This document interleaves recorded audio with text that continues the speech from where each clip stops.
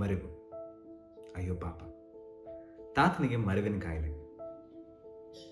ಬರೋಬ್ಬರಿ 7 ವರ್ಷದ ಹಿಂದೆ ಇದೆಲ್ಲ ಶುರುವಾಗಿತ್ತು. ಮೊಟ್ಟ ಮೊದಲಿಗೆ ಹಾಲಿಗೆ ಬದಲಾಗಿ ಮೊಸರು ತಂದಿದ್ದ. ಆದ್ರೆ ಈಗ ಈ ಕಾಯಿಲೆ ಎಷ್ಟರ ಮಟ್ಟಿಗೆ ಬೆಳೆದಿದೆ ಅಂದ್ರೆ ಅಜ್ಜಿ ಟಿಬಿಯಿಂದ ತೀರೋಗಿದ್ದನ್ನು ಕೂಡ ಮರ್ತೋಗಿದ್ದ. ಆಗಾಗ ಜೋರಾಗಿ ಗೋಳಾಟ, ಹೊಟ್ಟೆ ಹಿಡ್ಕೊಂಡು ಅಳ್ತಿದ್ದ. ಅಯ್ಯೋ ಪಾಪ, ಪುಟ್ಟ ಮಗುನಂತೆ ಹಸುವನ್ನು ಕೂಡ ಮರೆತು ಬಿಟ್ಟಿದ್ದ. ಪ್ರತಿದಿನ ಅವನ ಹುಡುಕಾಟ ತನ್ನ ಹೆಸರೇನು ಅನ್ನೋದೇ. ಒಮ್ಮೊಮ್ಮೆ ಅವನ ಹೆಸರು ಶಂಕರಣ್ಣ, ಮತ್ತೆ ಮೊಹಮ್ಮದ, ಇನ್ನೊಂದು ದಿನ ಕ್ರಿಸ್ಟಫರ್.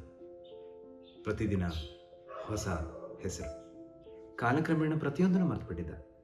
ಆದರೆ ಸರಿಸುಮಾರು 5 ವರ್ಷಗಳ ಹಿಂದೆ ತನ್ನದೇ ಸ್ವಂತ ಮಗ ಇದೇ ಅನಾಥಾಶ್ರಮಕ್ಕೆ ತನ್ನನ್ನು ಸೇರಿಸಿದ್ದು ಒಂದು ಚೂರು ಮರೆಯದೆ ಹಾಗೆ ನೆನಪಿದೆ.